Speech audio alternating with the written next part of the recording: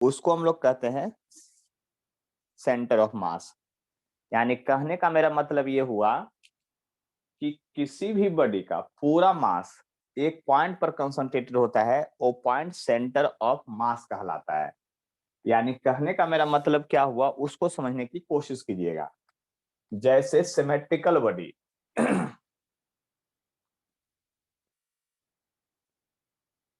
Symmetrical body, और short में इसको लिखेंगे सीओएम, याद रखिएगा, सेंटर ऑफ मास। और उसका सेंटर ऑफ मास की बात करते हैं सीओएम। यानी कुछ सिमेट्रिकल बॉडी है, उसका सेंटर कहां होगा उसकी बात करते हैं। तो देखिए, सबसे पहले अगर एक यूनिफॉर्म रॉड की बात करते हैं, यूनिफॉर्म रॉड है ना, एक रॉड है जो यूनिफॉर्म है। तो अगर रॉड यूनिफॉर्म है, अगर ऐसा रॉड है, तो उसका सेंटर ऑफ मास होता है ये पॉइंट, जो सेंटर होता है। यूनिफॉर्म रॉड है तो उसका सेंटर कहां होगा, सेंटर ऑफ मास। और जरा गौर कीजिए, सेंटर ऑफ मास से अगर कोई पॉइंट को आप रखिएगा तो गिरेगा नहीं। देख लिए ध्यान से। आपको लग रहा हो सर पकड़े हुए नहीं, देखिए उल्टा उंगली पर रखते हैं तो नहीं पकड़ पाएंगे।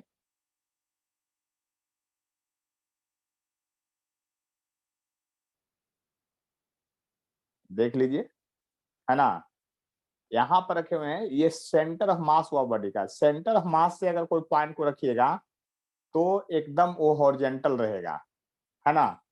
तो उसी को हम लोग कहते हैं सेंटर ऑफ मास कहते हैं। तो सेंटर ऑफ रॉड होगा, इसका आंसर क्या होगा, सेंटर ऑफ मास, या मिड पॉइंट लिख दीजिए, मिडिल पॉइंट या mid point of the rod. Centre लिखने से अच्छा क्या है, mid point of the rod या सेंटर ऑफ द रॉड, जो लिख दीजिए मिडिल पॉइंट, पॉइंट।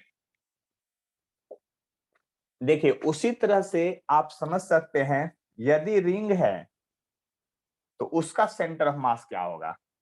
यदि रिंग है तो रिंग का सेंटर ऑफ मास क्या होता है, तो उसका ओरिजिनल सेंटर जो होता है, यही सेंटर ऑफ मास होता है। यानी centre of ring.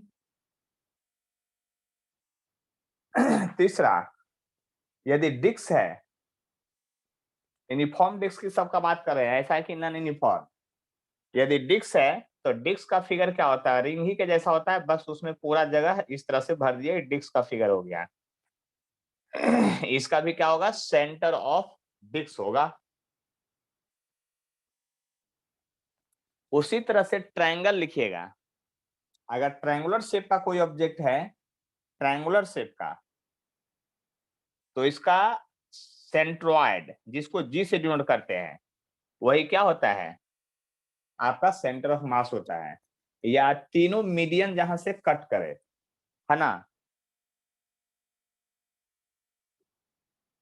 Centroid of क्या, ट्रायंगल। बात को समझ गए होंगे आप लोग ध्यान से, है ना। अगर कोई प्रश्न है मन में तो आप लोग पूछ सकते हैं, ऐसा नहीं है कि नहीं बताएंगे, है ना। अगर कोई प्रश्न है मन में तो पूछ सकते हैं। यानी सेंटर ऑफ मास जो है आपका क्या होता है, ये बात आप समझ चुके होंगे कि सेंटर ऑफ मास जो है किसी बॉडी का सेंटर होता है। क्या होता है, सेंटर होता है, जहां से कोई ऑब्जेक्ट को अगर रखेंगे तो हॉरिजॉन्टल हो जाएगा। वो क्या होगा, हॉरिजॉन्टल हो जाएगा। देखिए, अब जो पॉइंट लिखने जा रहे हैं उसमें ये है कि centre of mass of particle system, centre of mass, COM, short में centre of mass of particle system, particle system. देखिए ये डिफाइंड टर्म है, देखिए ध्यान से समझिएगा, ये फिजिक्स नहीं है, मैथ है। यानी यहाँ पर डिफिनीशन लैंग्वेज में नहीं, मैथमेटिकल में चलेगा। जैसे एवरेज सबका डिफिनीशन पढ़ते थे ना पहले, उसी तरह से इसका है। तो centre of mass of particle system को डिफाइन कैसे किया जाता है, मान लिया जाए ये ओरिजिन है, मतलब फ्रेम ऑफ रेफरेंस कहते हैं। देखिए standard language frame of reference कहा जाता है, ऐसे ओरिजिन मान के चलिए सिंपल भाषा में। है ना, ये एक्स वाई है, कोऑर्डिनेट है। एक पार्टिकल है जो यहाँ पर है, एक पार्टिकल जो है यहाँ पर है। इसी तरह से बहुत सारे पार्टिकल हैं, एक दो पार्टिकल नहीं है, चारों तरफ भरे हुए इनफिनाइट पार्टिकल है। M1 है, M2 है, M3 इसका मास है, Mn है, nth पार्टिकल की बात कर रहे हैं। इसका पोजीशन R1 है, R2 है, R3 है और R4 है, सॉरी Rn है। यानी लिख सकते हैं particle of mass M1, M2, M3, Mn are present at position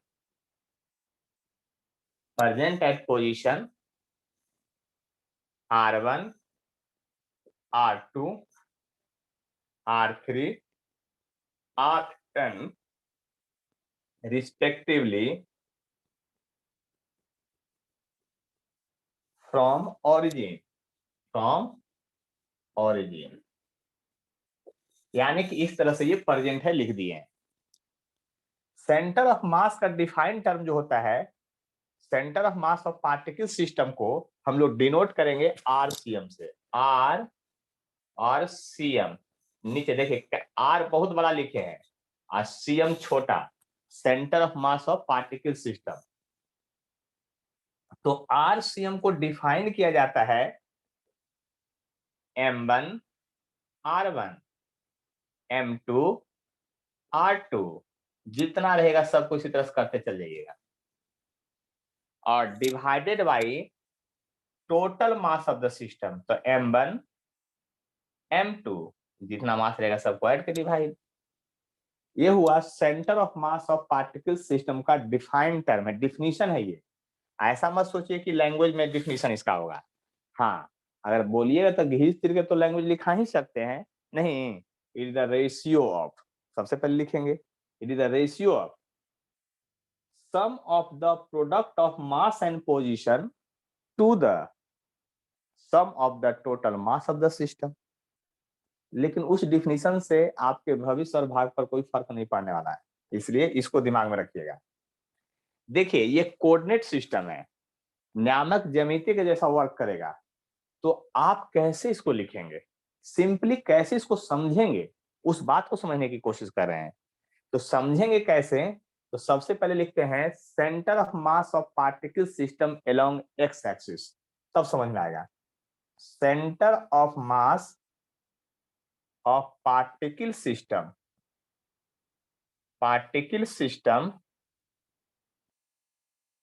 along x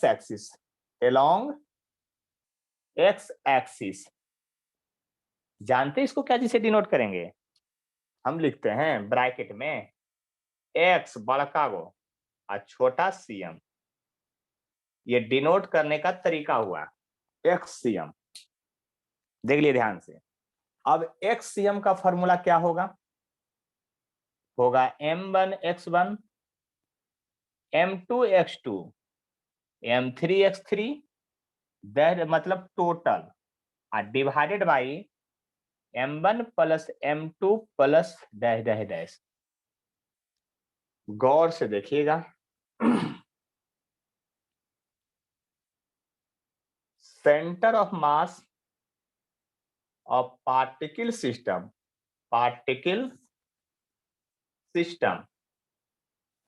along y-axis, along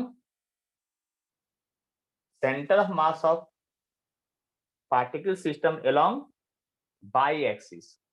इसको जानते कैसे डिनोट करेंगे, y लिखेंगे बड़ा और cm छोटा, ये हुआ centre of mass of particle system by axis के लॉन्ग। तो बाई cm का जो फॉर्मूला क्या होगा वो आप समझ गए होंगे, m1 y1, m2 y2 dash dash dash divided by m1 m2 dash dash dash, है ना।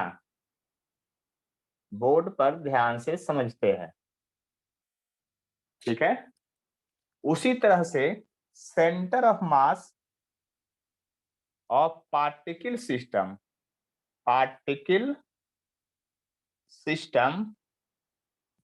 along z एक्सिस, इसको जानते क्या लिखेंगे, z और cm।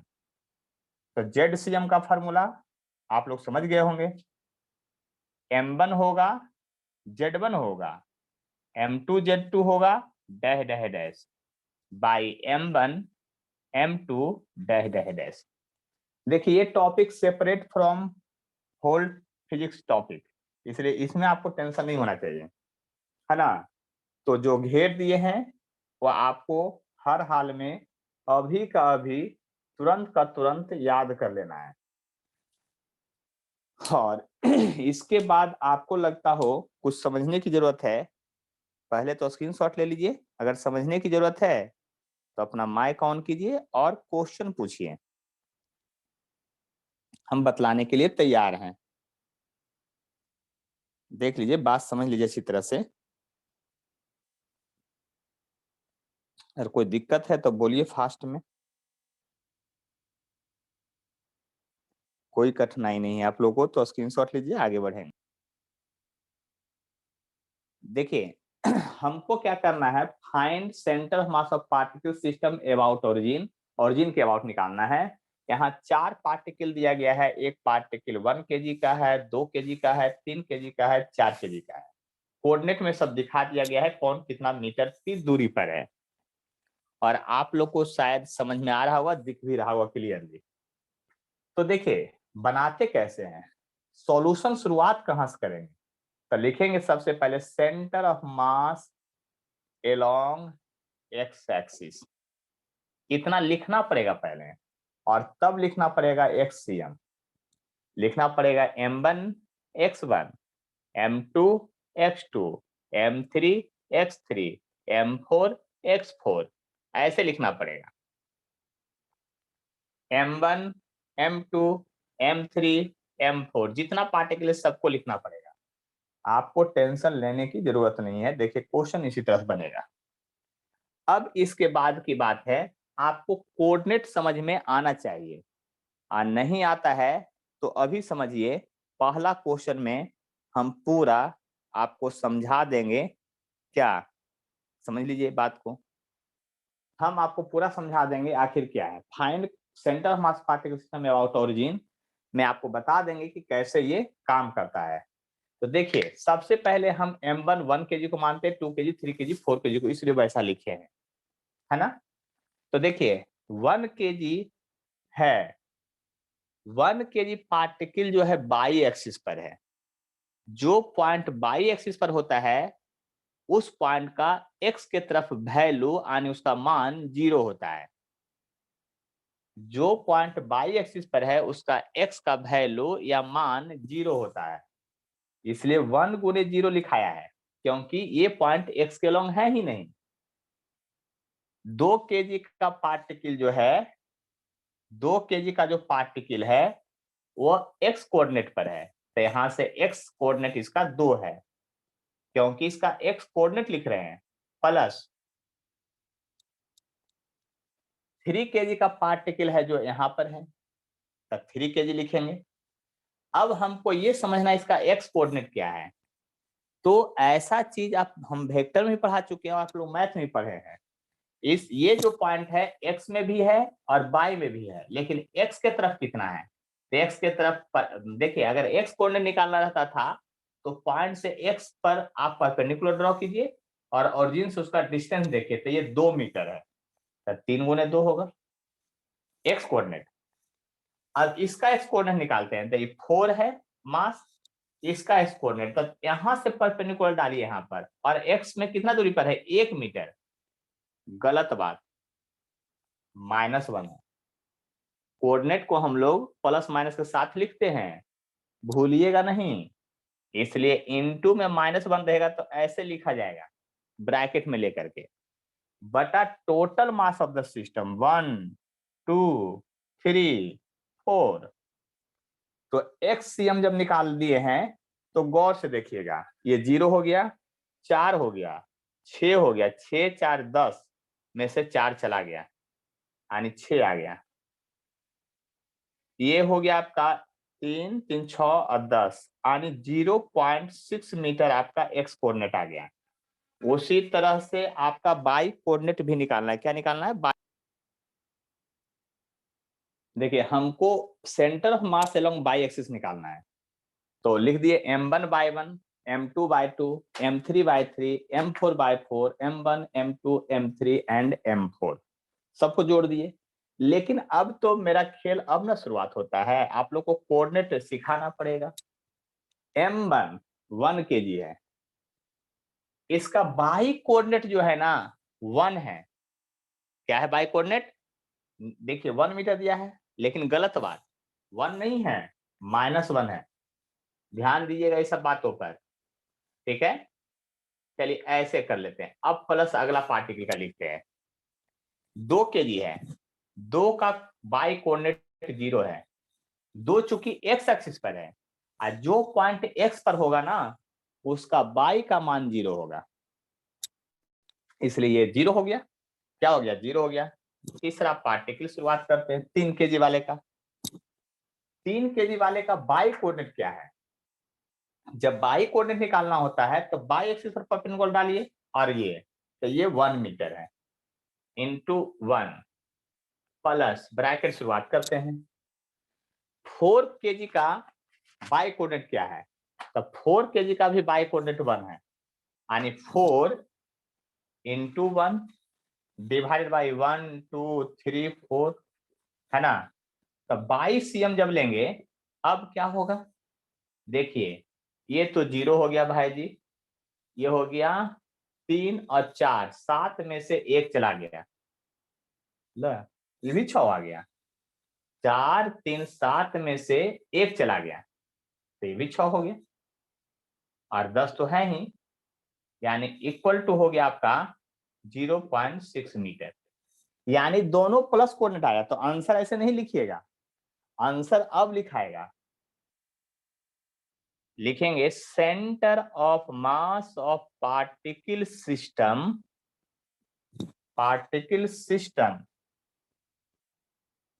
इज, फिर सबसे पहले आपको पता है मैथ पढ़े हैं ना, एक्स कोऑर्डिनेट लिखते हैं कि वाई कोऑर्डिनेट, ध्यान दीजिएगा। तो सबसे पहले एक्स कोऑर्डिनेट लिखते हैं, तो एक्स कोऑर्डिनेट लिखिए 0.6, पूरा अच्छा से लिखिएगा, मीटर 0.6 मीटर, दोनों तो एक ही कोऑर्डिनेट आ गया था इसलिए। यानी पहले ऐसे क्वेश्चन का आंसर लिखा जाएगा आपको, देख लीजिए ध्यान से।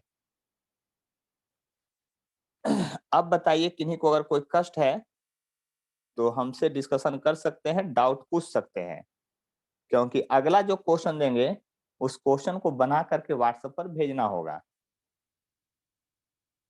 देख लीजिए एकदम क्लियर कंसेप्ट, कोऑर्डिनेट आता है, क्वेश्चन बनेगा, हर हाल में बनेगा। सर वह -6 होगा ना? कहां पर -6 होगा? YCM इक्वल टू 22 6/, -6 क्यों? ये तो -1 था, ही 1 था ये माइनस में, और 3 प्लस में और 4 प्लस में, तो 7 प्लस में हो गया। हाँ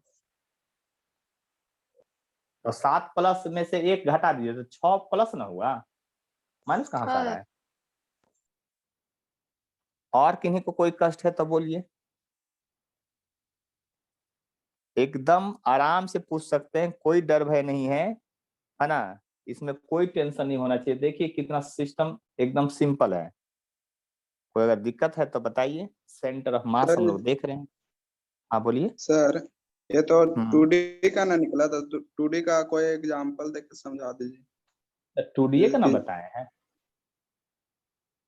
जैसे कोई पार्टिकल पार्ट, सिस्टम। हाँ बोलिए, जैसे क्वेश्चन पहले कि पूरा पहले बोलिए। एग्जांपल, सर पहले जो एग्जांपल दिए हैं और अभी जो ये समझाए एग्जांपल देकर, तो उससे हाँ समझ में नहीं है। ये जैसे पार्टिकल हवा में जीरो उड़ रहा है, point six zero gaseous point six particle. Metre और 0.6 मीटर बाय एक्सिस, तो इससे क्या पता चलता है? इससे ये पता चलता है कि अगर ये लाइट रॉड पर सारा मास को बांध दीजिएगा तो 0.6 इधर आ गया और 0.6 मतलब ये पॉइंट है सेंटर ऑफ मास, ये पॉइंट हो गया इस सिस्टम का सेंटर ऑफ मास। यानी इस पार्टिकल सारा जो अरेंजमेंट है ना उसको लाइट सिस्टम में, ऐसे तो हो नहीं सकता, लाइट सिस्टम में रखिए और वहां से जब पकड़ के लटकाइएगा ना तो हॉरिजॉन्टल हो जाएगा। समझ लीजिए बात को, यस सर, यस जब समझ वहां गए। पकड़ के लटकाइएगा तो हॉरिजॉन्टल हो जाएगा सेंटर ऑफ मास। और आपको धीरे धीरे ना भी पता चलेगा, अभी तो सिस्टम शुरुआत ही हुआ है, अभी पूरा सॉलिड स्ट्रक्चर का भी पढ़ना है, अभी सबका डेरिवेशन देखना है, तो अभी समझना है कि कोऑर्डिनेट का यूज कैसे करते हैं। और किन्हीं को मन में कोई प्रश्न है तब पूछ सकते हैं, क्योंकि अगला क्वेश्चन आपके लिए होगा। चलिए स्क्रीनशॉट ले लीजिए, लिखने का काम बाद में करेंगे, है ना, लिखने का काम बाद में, हम क्वेश्चन देते हैं उसको बनाना है और व्हाट्सएप। देखिए क्वेश्चन फिर से समझ लीजिए, कहता find centre of mass of particle system about origin. एक पार्टिकल m है, इसका मास m kg है, मतलब कहने का मतलब मास को ही हम m kg मान लीजिए। ये यहां से l कोऑर्डिनेट पर है, यहां से 12 कोऑर्डिनेट पर है।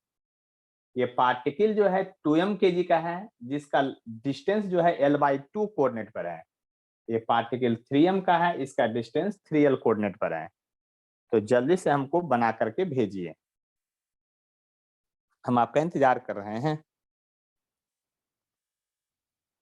देखिए अगर बात को ध्यान से समझा जाए तो अब ज्यादा लिखने की तामझाम करने की जरूरत नहीं है, XCM डायरेक्ट लिखेंगे और लिखेंगे M1 X1 M2 X2 और M3 X3, तीनों को है दिए किए थे आप लोग को, M1 M2 M3 ऐसा दिए थे। देखिए तो XCM जो हो जाएगा फिर से जब लिखिएगा तो क्या हो जाएगा, जरा गौर कीजिएगा, ध्यान से समझिएगा। देखिए M1 X1 हम M1 इसको मानते हैं, M2 इसको मानते हैं, M3 इसको मानते हैं। वो तो जैसे आप इसको भी उल्टा भी मान के बनाइएगा कोई फर्क ना पड़ने वाला है ना, उससे कोई अंतर नहीं पड़ता है। लेकिन अगर हम M इसको मानते हैं तो इसका कोऑर्डिनेट देखते हैं। तो अगर X कोऑर्डिनेट देखना है तो X एक्सिस पर परपेंडिकुलर डालिए और ओरिजिन से दूरी को नापिए। X जो कोऑर्डिनेट निकाला जाता है उस पर परपेंडिकुलर डाल करके वो निकालते हैं। 12 है, लेकिन गलत बात, 12 नहीं -12 है, फिर प्लस का साइन देंगे, इसका लिखेंगे 2m का। तो 2m जो बेचारा है वो बाई कोऑर्डिनेट पर है, तो x का मान 0 होगा, जो बाई पर है उसका x का मान 0। और 3m जो है वो 3l की दूरी पर है लेकिन प्लस है, बटा 1 2m और 3m। देखिए अगर हम करते हैं तो ये 9 हो गया और ये हो गया 2, तो XCM जो आ जाएगा आपका 9 में से 2 चला गया तो 7ml, अब बाई 3 3 6 कट गया, यानी 7/6l आ गया आपका आंसर। देखिए ध्यान से, कोऑर्डिनेट की हम बात कर रहे हैं, ज्यादा तो कुछ कर नहीं रहे हैं। बाई से हम लिखेंगे M1/1 M2/2 M3/3, by M1 M2 M3, by से हम लिखेंगे उसी तरह से। तो देखिए इसका अगर बाई कोऑर्डिनेट निकालना हो तो बाई कोऑर्डिनेट तो एल दिया हुआ है, ये देख लीजिए बाई कोऑर्डिनेट एल दिया हुआ है और वो प्लस ml है, ml होगा। इसका अगर बाई कोऑर्डिनेट निकालते हैं तो 2m है और l/2 है, यानी प्लस 2m और इंटू l/2 है बाई कोऑर्डिनेट। लेकिन इसकी अगर बात करते हैं तो 3m इंटू 0 होगा, क्यों, जो x एक्सिस पर है उसका बाई कोऑर्डिनेट 0 ही होता है। क्या होता है, 0 ही होता है। तो m 2m 3m, ये 0 हो गया। अब 22cm जब लिखिएगा तो ये कट जाएगा, ये क्या होगा, कट जाएगा, तो ml बच जाएगा, तो ml ml 2ml और ये कितना हो गया 6m, यानी l/3 आपका आ गया। इसलिए centre of mass of given system given system from origin, from origin, तो पहले एक्स कोऑर्डिनेट लिखना है। एक्स कोऑर्डिनेट क्या है? 7/6, 7l/6 है, कॉमा l/3 है। आप कॉमन मन मत लीजिएगा वो टर्म को, ये नहीं कि 1/3 कॉमन निकाल लीजिएगा अपने मन से, वो सब काम नहीं करना है, ठीक है। डेंसिटी एक वर्ड है जिसको सभी लोग समझते हैं और मेरे अनुसार कोई नहीं समझते हैं, है ना। कोई पूछेगा डेंसिटी तो सीधा बोल जाएगा मास बाई वॉल्यूम, सब लोग बोलिएगा यही कि मास बाई वॉल्यूम होता है। लेकिन आज आपका कंसेप्ट पूरी तरह से बदल देते हैं, ध्यान से सुनिएगा। देखिए, डेंसिटी एक वर्ड है जिसको आप सिंपल भाषा में कह सकते हैं अरेंजमेंट, कंपैक्टनेस, मतलब किस तरह से अरेंज है ना। और डेंसिटी जो है on the basis of dimension,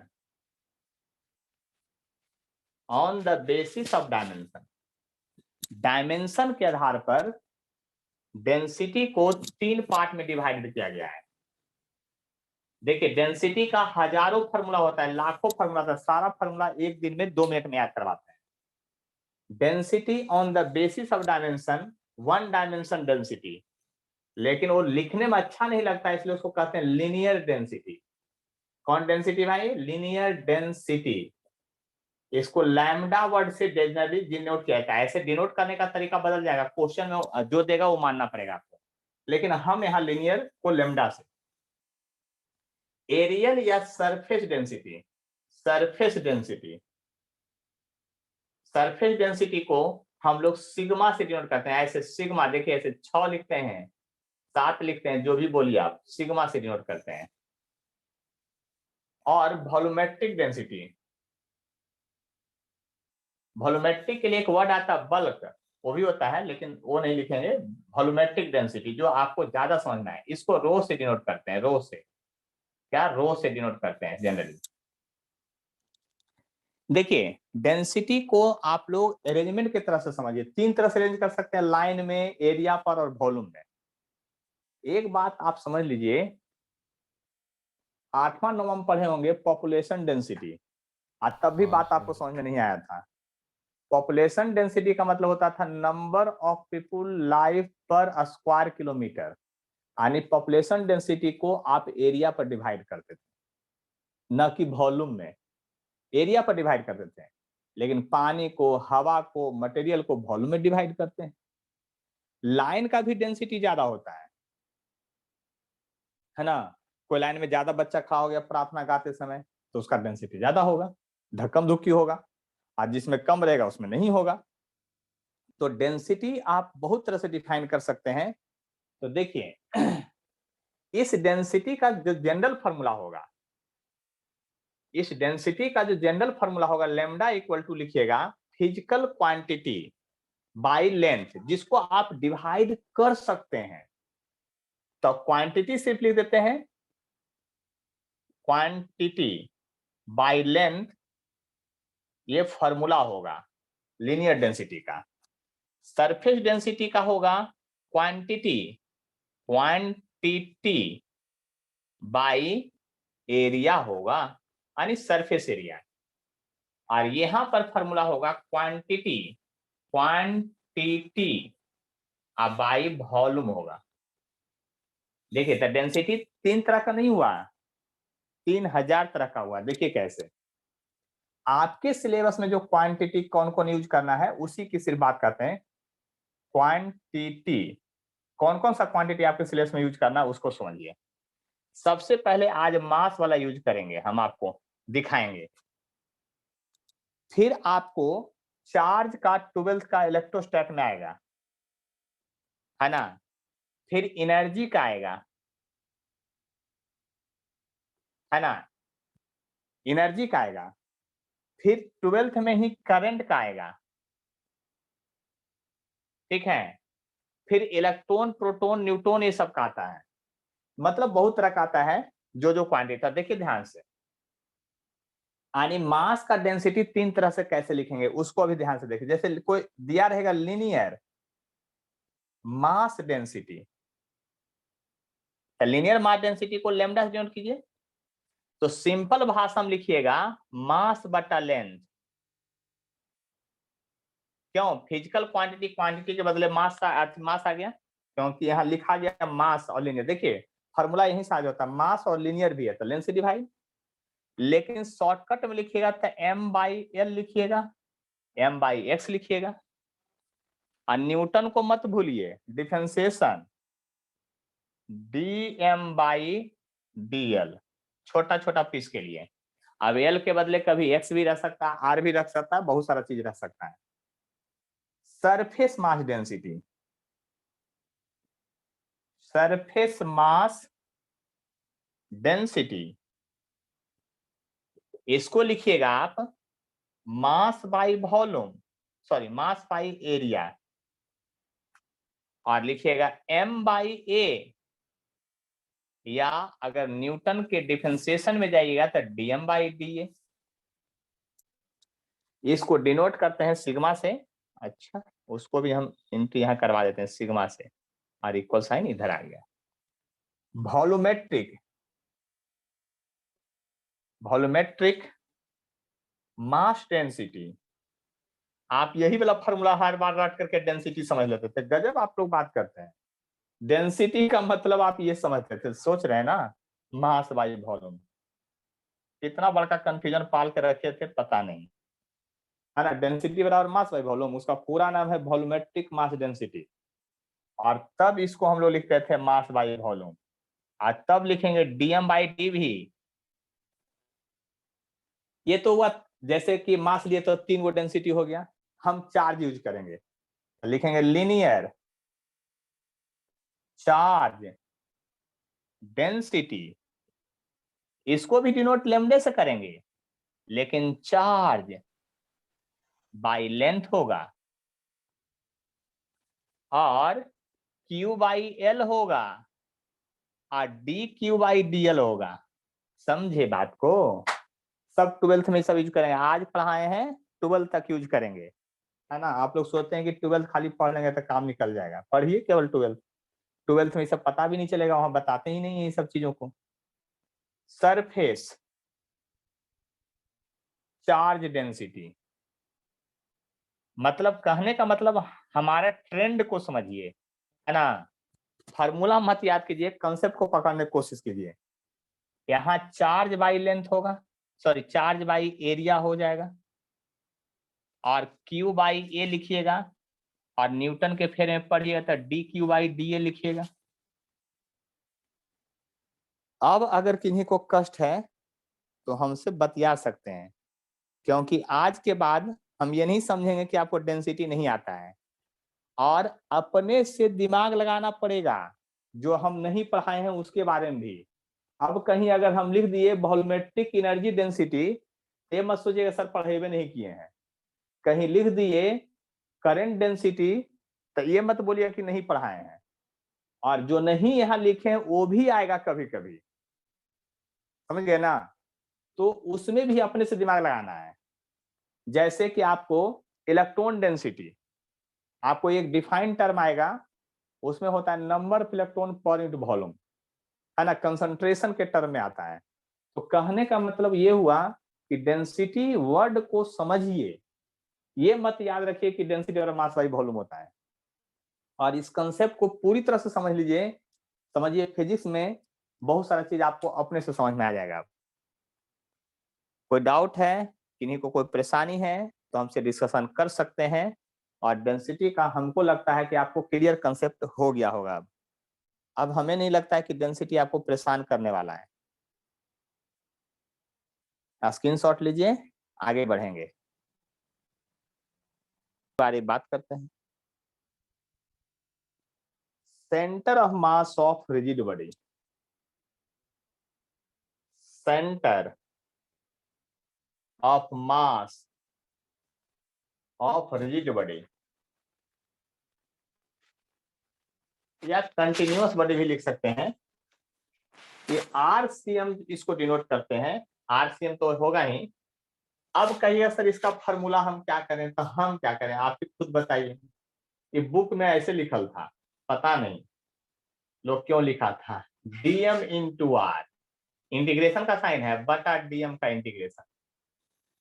अब बताइए इसको आप कैसे लैंग्वेज में डिफाइन कीजिएगा। बहुत लैंग्वेज चिल्लाते रहते हैं फिर इसमें आकर से पढ़ने आए फिजिक्स और सोचिएगा कि हिस्ट्री वाला लैंग्वेज चाहिए, तो कैसे काम चलेगा। ये आरसीएम का डेफिनेशन है रिजिड बॉडी के लिए, इसका मेन मीनिंग क्या है वो हम समझाते हैं। पहले थोड़ा रुक जाइए, एक और फॉर्मूला लिखते हैं आरसीएम का, 1/m integration of dm into r. हम आपको थोड़ा सा बुक में यही लिखा रहता है लेकिन उसका मीनिंग भी समझाते हैं, इसका मीनिंग समझाते हैं, कब हम ये फॉर्मूला यूज करेंगे। ठीक है, फार्मूला हम अपने हिसाब से आपको बताएंगे कब यूज करना है कब यूज नहीं करना है, कौन सा फॉर्मूला कब यूज होगा। देखिए ये ऑलवेज यूज होगा सभी टाइप में, और ये जो होगा ओनली फॉर यूनिफॉर्म बॉडी, ये यूनिफॉर्म बॉडी के लिए होगा, यानी सब जगह मोटाई लंबाई चौड़ाई ऊंचाई सब सेम हो तब ये सब के लिए, ये यूनिफॉर्म के लिए भी होगा नॉन यूनिफॉर्म के लिए भी होगा। ये वाला जो है यूनिफॉर्म के लिए भी होगा नॉन यूनिफॉर्म के लिए होगा, और वो सिर्फ यूनिफॉर्म बॉडी के लिए होगा। लेकिन इससे बनाइए तो सब बन जाएगा, लेकिन उससे बनाने में ये को फायदा होता है कभी कभी कि जल्दी सॉल्यूशन होगा, क्योंकि नीचे वाला टर्म को इंटीग्रेट नहीं करना है, तो टाइम बचेगा समय बचेगा, इसकी बात हम कर रहे हैं। तो लिख देते हैं फॉर बोथ यूनिफॉर्म और नॉन यूनिफॉर्म बॉडी के लिए, दोनों के लिए यूज होगा। यानी ये यूनिफॉर्म बॉडी के लिए भी यूज होगा नॉन यूनिफॉर्म मतलब सबके लिए है, लेकिन वो सिर्फ वन यूनिफॉर्म बॉडी के लिए यूज होगा। तो ऐसा कीजिए आप लोग जल्दी से इसको एक बार स्क्रीनशॉट लीजिए, और उसके बाद इसका कमाल क्या होता है वो कमाल दिखाते हैं तुरंत अभी। देखिए एक डेरिवेशन करेंगे और आप एकदम इस फार्मूला को समझ लीजिएगा कि अच्छी तरह से क्या है। We want to find center of mass of uniform rod, centre of mass of uniform rod, uniform rod का सेंटर ऑफ मास निकालना चाहते हैं। देखिए इसमें दो केस होगा, केस पहला हम बताते हैं, फ्रॉम वन एंड से निकालना चाहते हैं। देखिए इस क्वेश्चन को बनाएंगे कैसे वो समझिएगा, और दूसरा केस आपको बना के दिखाना है, इसलिए इतने ध्यान से समझिएगा कि कोई कंफ्यूजन नहीं हो। फ्रॉम वन एंड से बनाना चाहते हैं तो सबसे पहले एगो यूनिफॉर्म रॉड डालेंगे, है ना, और किसी एक एंड से बनाना चाहते हैं, यानी आपको कोऑर्डिनेट ओरिजिन किसी एक एंड पर लेना है। ठीक है, यहां पर ले लिया ओरिजिन, यहीं से हमको बनाना है क्वेश्चन को। लेकिन इसके पहले लिखना पड़ेगा कि एल जो है वह लेंथ ऑफ यूनिफॉर्म रॉड है, यूनिफॉर्म रॉड है, और एम जो है मास है ऑफ यूनिफॉर्म रॉड है। देखिए हर बार अब आगे डिराइव करने का तरीका क्या है, लैंग्वेज पर लिखना पड़ेगा, क्योंकि आपको इंटीग्रेशन के फॉर्म में है फॉर्मूला, तो आपको छोटे छोटे पीस में पहले बदलना पड़ेगा। यानी फर्स्ट सबसे पहले फर्स्ट बी डिवाइड, ये सब लैंग्वेज याद करना पड़ेगा। First be divide the rod into many small pieces, many small pieces, one such piece of length.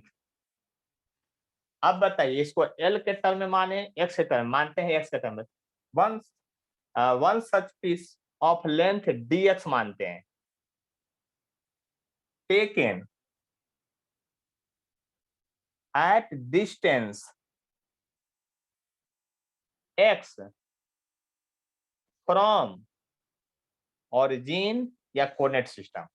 और इस रॉड को लाखों पीस में डिवाइड किए हैं, करोड़ों पीस में डिवाइड किए हैं, उसमें से एक छोटा पीस का लंबाई जो है हमने dx मान रखा है, ये dx लेंथ का वो पीस लिए हैं जो कि ऑरिजिन से ये x दूरी पर है। तो देखिए अगर यूनिफॉर्म रॉड है तो हमको मास ऑफ निकालना है, क्या, mass of a small piece. यहां से देखिए क्या फायदा होता है, mass of a small piece,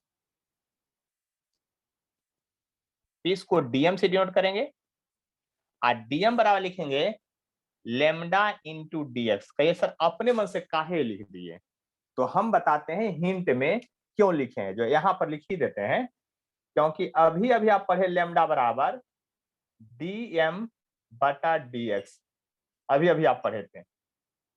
कैसा डीएम बटा डीएल पढ़े थे आप, डीएम बटा डीएक्स लिख दिए अपने मन से। तो हम बोले थे ना जो टर्म यूज कीजिएगा वहां आएगा लेंथ के बदले। तो देखिए lambda linear mass density equal to mass बटा लेंथ, तो मास बराबर क्या होगा, लेमडा इंटू डीएक्स, तो ही तो लिखे हैं। ध्यान से समझिए मेरी बात को, हम क्या कहना चाह रहे हैं जो। और ये यूनिफॉर्म रॉड था, तो यूनिफॉर्म रॉड था इसलिए आप डीएम का वैल्यू ऐसा भी लिख सकते हैं, आप लेमडा इंटू डीएक्स तो था ये था, लेकिन यूनिफॉर्म रॉड है एम बटा एल भी तो होगा इंटू डीएक्स।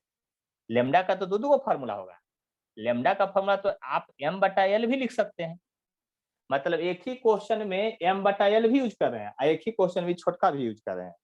तो यहां से आ गया कि नहीं डायरेक्ट। और कल इसी को बनाने के लिए एक ही नियम यूज किए थे, माने थे कि लेंथ एल है जो मास एम रखेगा, 1 रहेगा तो क्या होगा, डीएक्स रहेगा तो क्या होगा। पिछले क्लास में कल एक इंटीग्रेट करके क्वेश्चन बताए थे, उसमें ये आया था ट्रिक। तो अगर ये टर्म आपको याद हो गया तो हमको फट से लिखेंगे, तो हमको आपको समझाने में टाइम लग रहा है। अगर याद रहेगा टर्म तो फट से डीएम बराबर एम बटा एल इंटू डीएक्स हो जाएगा फट से, क्योंकि हमको फार्मूला कंसेप्ट पता चल गया है। अब देखिए ध्यान से समझिएगा मेरी बातों को, समझने की कोशिश करते हैं। अगर ये यूनिफॉर्म रॉड है तो यूनिफॉर्म रॉड है तो ये तो केवल 1 डायमेंशन है, तो एक्सियम केवल निकलेगा, या आरसीएम जो भी लिख दीजिए कोई दिक्कत नहीं, आरसीएम ही लिख दीजिए 1/m और integration of dm into x होगा। तो सर फॉर्मूला भी लिखे थे dm into r, dm into x use कर रहे हैं। तो देखिए हम कुछ नहीं कर रहे हैं, जो फंक्शन लीजिएगा उसी को यूज करना है। यहाँ आर डी आर लिखते तो वहां आर यूज करते हैं, वो टर्म पर डिपेंड करता है कि आप क्या यूज कर रहे हैं। बाई लिखते तो यहाँ by dm by d y हो जाता, जो भी होता। अब देखिए इस डीएम का वैल्यू वहां पर पुट कीजिए, इस डीएम का वैल्यू वहां पर पुट कीजिए, जब पुट कीजिएगा तो 1/m होगा, और डीएम का वैल्यू है m बटा एल इंटू डीएक्स है, तो एक्स को पहले लिखते हैं, डीएक्स को बाद में भेज देते हैं। देखिए डीएम के बदले था m बटा एल इंटू डीएक्स, उसको पुट कर दिए, जो कांस्टेंट है उसको बाहर निकालिए, तो बाहर निकालिए तो m m कट जाएगा, आपको केवल 1 बटा एल बचेगा, और इंटीग्रेशन के अंदर बचेगा x dx। अब सिर्फ लेंथ का इंटीग्रेशन करना है, तो लेंथ का लिमिट अपने से सोचना पड़ेगा, बुक और क्वेश्चन में ना लिखा रहेगा। तो सोचिए इसको लाखों पीस में डिवाइड किए थे, करोड़ों पीस में डिवाइड किए थे, लेकिन पीस तो यहीं से शुरुआत किए होंगे, दनादन दनादन दनादन काटना, काट दिए हैं, कोई बात नहीं है। तो यहाँ पर आप जहां पर खड़े हैं वहीं पर एगो पॉइंट मिल गया, तो आपको कितना दूरी तय करना पड़ा, 0। और सबसे लास्ट पीस को उठाने में आपको कितना दूरी तय करना पड़ा, जितना लेंथ ऑफ रॉड है। इसलिए इंटीग्रेशन का लिमिट को रेड से लिखते हैं, 0 से एल क्यों आया उस बात को समझ लीजिए, क्योंकि जहां पर ओरिजिन, जहां पर से स्टडी करें वहां पर भी पीस था, उसके बाद जाते जाते जाते एल दूरी पर भी पीस मिला सबसे लास्ट में, इसलिए lower limit 0 upper limit L. इसको इंटीग्रेट करने आप लोग को आता है, टेंशन मत लीजिए, x 1 + 1 पूरा लिख के दिखाएंगे, टेंशन मत लीजिएगा। 0 से एल ये हो जाएगा 1/2l, इंटीग्रेशन के अंदर एल स्क्वायर माइनस 0 स्क्वायर। आपको पता चल गया होगा कि आरसीएम का जो वैल्यू आ गया है वो l/2 आ गया है, क्या आ गया है, l/2। तो एगो बात बताइए, बहुत पहले बहुत बार यूज कर चुके हैं क्या, छड़ी डंडा लाठी घर में रहता था तो उसको उंगली पर ऐसे हॉरिजॉन्टल रखने की कोशिश करते थे, ऐसे है ना। तो सेंटर ऑफ मास इसका कहाँ होता था आपको पता है, कहाँ होता था सेंटर ऑफ मास, सेंटर पर, जहां से लाठी ये ना गिरे, ऐसे तो सेंटर ऑफ मास जब ऐसे होता था तो याद कीजिए, यानी ये दूरी कितना है, L/2 नहीं, सेंटर नहीं है, तो इन से मेजरमेंट कीजिएगा तो इसका सेंटर कहाँ होगा, L/2 दूरी पर होगा। यानी इसका RCM इन से मेजर कीजिएगा तो कितना होगा, RCM अगर ये है, ये पॉइंट अगर RCM है, centre of mass of rod है, तो ओरिजिन से L/2 दूरी नहीं होगा। तो हम तो प्रूफ कर दिए। और देखिए न्यूटन ने पहली बार ऐसा कैसे सोचा, वो आप सोच लीजिए, है ना। वो सीधा सीधा बात पहले आपको समझाया, अब इसका यूज करेगा टेढ़ा टेढ़ा बात में। ये आपका थ्योरी है, ये एनसीईआरटी बुक में दिया हुआ है, ये डेरिवेशन एनसीईआरटी में दिया हुआ है। तो समझ लीजिए कि ये सबसे फर्स्ट स्टेप ऑफ डेरिवेशन है सेंटर ऑफ मास का, जिसको आप ध्यान से समझ लिए होंगे। अगर इसके बाद कोई परेशानी है तो हमको जरूर बतलाइए।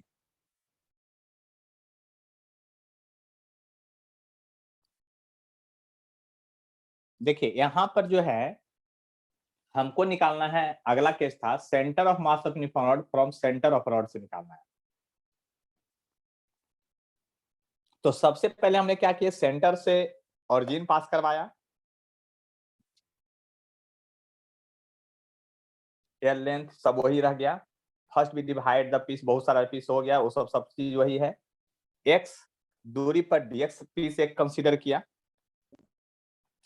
मास ऑफ स्मॉल पीस लिखेंगे तो dm equal to lambda into dx होगा, क्योंकि dm equal to lambda into dx होता है। यहां से स्मॉल पीस को आप ऐसे भी लिख सकते हैं, लैम्डा बराबर m/l होता है, इसलिए m/l इंटू डीएक्स लिख दिया लैम्डा के बदले, वो सारा टर्म वही आया, देख लिए ध्यान से। इसके बाद देखिए RCM, तो 1/m बाहर और डीएम का वैल्यू लिख दिए इंटू एक्स, क्योंकि डीएम इंटू आर नहीं। अब डीएम का वैल्यू जो यहाँ आया था उसको वहां पुट कर दिए, बाहर आया m कट गया, l बच गया। अब लिमिट का सिर्फ अंतर था, तो लिमिट का अंतर क्या है उसको दूर कीजिए।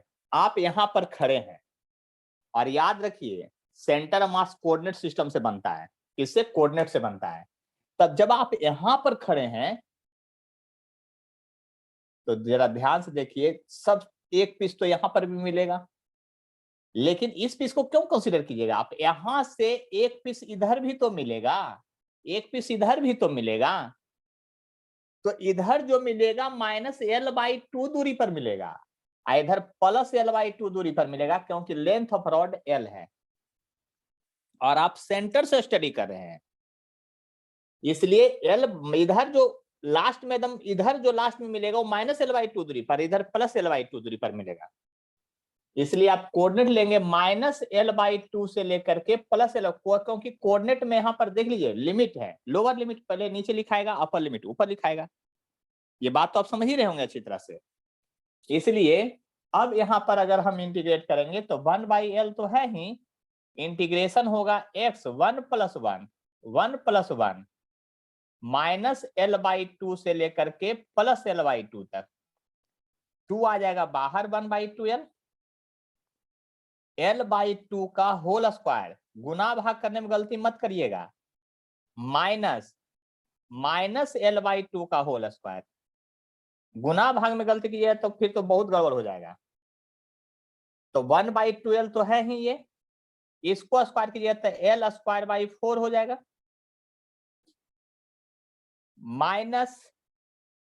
-L²/4 हो जाएगा। देखिए माइनस अलग से है, ये स्क्वायर टर्म माइनस से बाहर नहीं निकलता है, इसलिए ये हो जाएगा आपका, इतना वैल्यू समझ लीजिए बात को अच्छी तरह से, देख लीजिए। और ये हो गया माइनस में 0, इसलिए यहां से RCM का वैल्यू आ गया 0, सेंटर ऑफ मास कितना आ गया, 0 पर आ गया। तो सही तो आया, आप जहां खड़े हैं वही तो सेंटर ऑफ मास है। तो दूरी कैसे बता देगा फिजिक्स क्वेश्चन निकाल करके आंसर बताइए, जहां खड़े हैं वही सेंटर ऑफ मास है, तो सॉल्यूशन बता देगा कि नहीं दूसरा दूरी पर है। आपको तो पता था ना कि सेंटर ऑफ मास यहीं पर होगा, सेंटर पर होगा इस यूनिफॉर्म रॉड का, आप मेजरमेंट कर रहे हैं तो फाइनल आंसर तो 0 आना ही था आपको। तब बहुत लोग 0 ला करके डर गए हैं, अरे बाप रे 0 कैसे आएगा। आए बात समझ में, किन्हीं को अगर कुछ कंफ्यूजन है तो हमसे डिस्कशन कर सकते हैं, है ना। सेंटर ऑफ मास का अब ओरिजिनल रूप आ रहा है धीरे धीरे बाहर। हमको थोड़ा बहुत आप लोग को हेल्प करने का मन कर रहा है, इसलिए थोड़ा हेल्प कर देते हैं। ये नीट का पूछा हुआ क्वेश्चन है, if density of rod of length L varies directly proportional to the length of rod from one end, find centre of mass from this end. यानी एक रॉड बनाइए सबसे पहले क्वेश्चन के अनुसार, अकॉर्डिंग टू क्वेश्चन, प्रश्न के अनुसार एक रॉड बनाइए आप। देखिए ध्यान से सुनिएगा, एक बात को अच्छी तरह से समझने की कोशिश कीजिएगा। हम क्या कहना चाह रहे हैं? हम ये कहना चाह रहे हैं कि लेंथ का डेंसिटी वैरी कर रहा है। इसका मतलब जानते क्या हुआ? छोटा सा दूरी का यहाँ पर मास कम होगा, यहाँ ज्यादा होगा, यहाँ ज्यादा होगा, यहाँ ज्यादा होगा, मतलब यूनिफॉर्म नहीं है, ये नॉन यूनिफॉर्म है, याद रखिएगा। ये नॉन यूनिफॉर्म रॉड वाला के सेंटर आ गया, नॉन यूनिफॉर्म वाला केस आ गया है। यानी कि कहने का मतलब ये हुआ कि नॉन यूनिफॉर्म होने का मतलब ये हुआ कि मास सब जगह इक्वल डिवीजन में नहीं है, सभी जगह अलग अलग डिवीजन में है। और आपको क्वेश्चन ये कह रहा है कि डेंसिटी, तो आप बताइए रॉड के डेंसिटी को लेमडा से, अकॉर्डिंग टू क्वेश्चन रॉड के डेंसिटी को लेमडा से डिनोट करते हैं, और वह डायरेक्टली प्रोपोर्शनल टू लेंथ है। लेंथ को आप x मान लीजिए, दूरी को x मान लीजिए, डायरेक्टली प्रोपोर्शनल टू x है। क्वेश्चन में देखिए न्यूमेरिकल नहीं दिया है, क्वेश्चन में लैंग्वेज कैसा दिया है। अब अपने मन से जानते हैं जब इसको इक्वल करेंगे तब कोई ना कोई कांस्टेंट आ जाएगा, और जिस इंड से आप स्टडी कर रहे हैं उसी इंड से सेंटर ऑफ मास बनाना है। तो फिर से इसको लाखों, करोड़ों, अरबों पीस में डिवाइड करेंगे। उसमें से एक छोटा सा पीस लेंगे जिसका लेंथ dx होगा, वह x दूरी पर होगा। फिर से लिखेंगे, first we divide the rod into many small pieces, one such piece taken of length dx at distance x from one end. बोल तो दिए हैं लेकिन अब हम लिखेंगे नहीं, आप लोग को मेहनत करना है बार बार, अब वो लैंग्वेज याद करके रखना पड़ेगा आपको। तो हम सीधा लिखते हैं mass of a small piece क्या होगा, mass of a small piece. Mass of small piece हम निकालना चाहते हैं, डीएम का वैल्यू निकालना चाहते हैं। तो हमको पता है लेमडा इंटू डीएक्स होता है, इससे क्या, हमको तो सब पता है, पहले से पता है। देखिए आपको भी पता है लेमडा इंटू डीएक्स होगा, लेकिन अब डीएम का वैल्यू क्या होगा? क्वेश्चन में लेमडा को इस तरह से लिखने का आदेश दिया था, इस तरह से लिखने का, तो लिखिए उसी तरह से के एक्स इंटू डीएक्स, ये हो गया। अब ये यूनिफॉर्म नहीं है, नॉन यूनिफॉर्म है, इसलिए सेंटर ऑफ मास का फॉर्मूला वो नहीं होगा, अब होगा डीएम इंटू एक्स, क्योंकि देखिए एक्स फंक्शन माने हैं इसलिए एक्स मान के बना रहे हैं, इसलिए डीएम इंटू एक्स। अब बाई डीएम का इंटीग्रेशन होगा। देखिए गौर से समझिए, डीएम का वैल्यू है के एक्स इंटू डीएक्स, के एक्स इंटू डीएक्स है, तो डीएक्स को बाद में लिखेंगे, एक एक्स और इंटू डीएक्स है, ये हो जाएगा यहाँ पर के एक्स इंटू डीएक्स सिर्फ हो जाएगा। देख लिए ध्यान से, यहां जो हो जाएगा सिर्फ के एक्स इंटू डीएक्स हो जाएगा। इस बात को समझ लिए अच्छी तरह से, क्या हो जाएगा, के एक्स इंटू डीएक्स हो जाएगा यहाँ पर, क्योंकि यहाँ पर एक्स वो पहले से था इसलिए वैसा लिखाया है। अब आरसीएम की बात करेंगे, तो जो कांस्टेंट है उसको बाहर निकलेगा तो कट जाएगा, लेकिन ऊपर में जो लिमिट बनेगा, ये नहीं कि एक्स स्क्वायर कॉमन लेके कटवा लिया, कहानी है खत्म। आप लोग बहुत अच्छा मैथ जानते हैं ना, कि एगो 100 निकाल के कटवा दिया, कहानी खत्म। फंक्शन कभी बाहर नहीं निकलता, कांस्टेंट बाहर निकलता है, इस बात को याद कर लीजिएगा। तो ये हो गया x square into D x divided by x D x.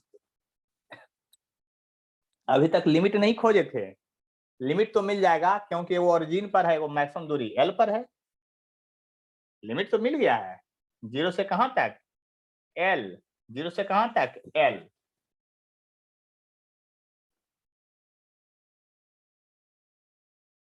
Integrate करेंगे, एक्स का पावर 2 + 1, 2 + 1, जीरो से एल, एक्स का पावर 1 + 1 1 + 1 0 से l। गौर से समझने की कोशिश कीजिए तो सब कुछ समझ में आ जाएगा, बस इतना ही याद रखिए। फिर से लिखते हैं आरसीएम। 1/3 यहां बाहर निकल जाएगा और लिमिट में होगा l का पावर 3 और 0 का पावर 3। नीचे वाले का 1/2 बाहर निकलेगा, यहाँ l का पावर 2 0 का पावर 2। अब एक के लाइन में लिखेंगे, आपको समझ में आया चाहे नहीं गुना भाग, अब हम नहीं ज्यादा लिखेंगे। देखिए ये 3 वाला नीचे आ जाएगा, 2 वाला ऊपर जाएगा, यानी 2/3 तो आएगा एकदम कन्फर्म। l क्यू में से l स्क्वायर जाएगा तो l बचेगा, यानी आपका जो आंसर आया सेंटर ऑफ मास का 12/3 आया। मतलब अगर फंक्शन x के टर्म में था तो अब सेंटर पर सेंटर ऑफ मास नहीं आया, पोजीशन बदल गया 12/3 यानी 0.66 l पर, मतलब 66.66% की दूरी पर आया है। बात को समझने की कोशिश कीजिए, हम शुरुआत कहां से किए थे और बढ़ किधर रहे हैं, उस बात को समझने की कोशिश कीजिए। और अगर कोई डाउट है तो हमसे पूछ भी लीजिए। अगर किन्हीं को लग रहा है कुछ प्रॉब्लम है तो हमसे डिस्कशन भी कर लीजिए।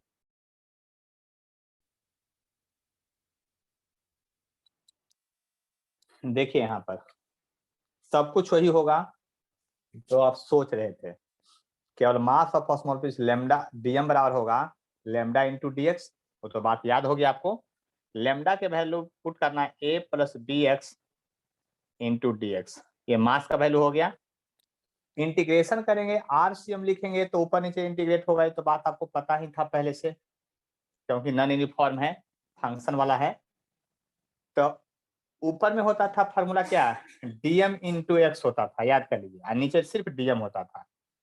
तो अगर वैल्यू पुट कीजिएगा यहाँ से तो dm इंटू एक्स यानी a + bx और इंटू एक्स dx लिखाएगा ऊपर, और नीचे सिर्फ लिखाएगा a + bx इंटू dx लिखाएगा। लिमिट के लिए देख लिए ध्यान से। जब इसको इंटीग्रेट करने लगिएगा तो ऊपर वाले का ऊपर और नीचे वाले का नीचे इंटीग्रेट होगा। तो देखिए बारी बारी से इंटीग्रेट होता है और लिमिट तो 0 to l होगा ही, तो 0 से l होगा। आप बारी बारी से लिमिट इंटीग्रेट किए तो ax इंटू dx होगा प्लस bx² इंटू dx होगा और 0 से l होगा। और यहां पर होगा इंटीग्रेशन ऑफ a dx 0 से l होगा, और यहां पर इंटीग्रेशन होगा bx इंटू dx 0 से l होगा। देख लिए ध्यान से हम क्या बोल रहे हैं। जो इसके बाद फर्दर अगर इधर इंटीग्रेट करने चलिएगा तो देखिए सबसे पहले जो कांस्टेंट है उसको बाहर निकालिएगा आप, तो यहां पर होगा x²/2 0 से l होगा, और यहां पर है b बाहर और x² है तो x³/3 और 0 से l इंटीग्रेट होगा। x³ इसके 2 + 1 हो गया। यहाँ पर कुछ नहीं है तो ये बाहर आएगा आपका और क्या हो जाएगा x 0 से l हो जाएगा, और यहाँ पर b बाहर आएगा तो क्या हो गया x²/2 हो जाएगा और 0 से l हो जाएगा। देख लिए ध्यान से, लिमिट पुट कीजिएगा, टेंशन मत लीजिए। देखिए यहाँ l² हो जाएगा, 2 बाहर आएगा, l² - 0² हो जाएगा, यानी आप लिखिएगा a/2 बाहर, पहले पूरा में दे दीजिए और लिखिएगा ऐसे l² 0² b/3 लिखिएगा l³ 0³ लिखिएगा। यहाँ पर a बाहर आएगा l - 0 होगा, यहाँ b/2 बाहर आएगा l² - 0² होगा। इंटीग्रेशन डायरेक्ट आना चाहिए, अब यानी कि इंटीग्रेशन ही नहीं आता है तो काम खत्म हो जाएगा आपका। अब देखिए यानी a l²/2 हो जाएगा, b l³/3 हो जाएगा, al हो जाएगा आप प्लस b l²/2। अब फर्दर सोल्यूशन खुद करना पड़ेगा आपको। यहां से एल कॉमन आके वो कटेगा, एलसीएम लेके सारा काम आपको खुद करना पड़ेगा, देख लीजिए। इसके बाद भी यदि आप लोग को लगता है कि हमको कुछ पूछना है, समझना है, तो आप फ्री हैं पूछने के लिए, बोलिए, क्योंकि इसका मीटिंग एंड होगा, क्लास आज का समाप्त होगा। इतना रिवीजन करके रखिएगा तो अगले क्लास का सेंटर ऑफ मास समझ में आएगा। जो अभी बोर्ड पर दिख रहा है ना, ये जो क्वेश्चन है एससी वर्मा का 150 पेज नंबर का तीसरा नंबर प्रॉब्लम है। यानी एचसी वर्मा का 150 पेज नंबर 150 है, क्वेश्चन नंबर 16 है, आपका 3 है, यही क्वेश्चन आपका है। वहां से आप सॉल्यूशन वगैरह देख सकते हैं आराम से, कोई टेंशन नहीं है। चलिए, आप किन्हीं को कुछ पूछना है तो बोलिए, नहीं तो मैं मीटिंग एंड करने जा रहा हूं।